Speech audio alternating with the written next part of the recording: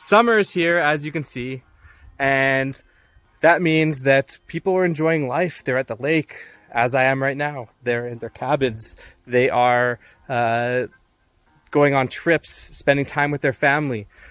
Are they also investing in their homes? For sure they are.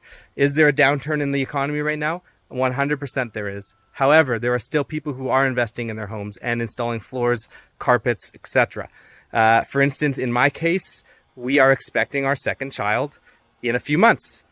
And we are now renovating our basement so to make room for our upcoming expanded family. So we are, it's a matter of circumstances that are requiring us to invest in our home and our flooring.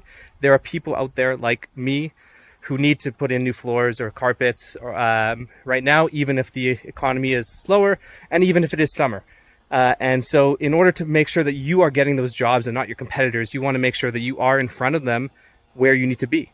You need to make sure that you're in front of them on Google when they're searching for flooring contractors. You need to make sure that you're in front of them on social media when they're scrolling through their social media. Because who doesn't scroll through social media during the summer, right? So if you want us to help get you in front of the right customers who are looking for floors still today, then let's talk and book a call. Looking forward to chatting.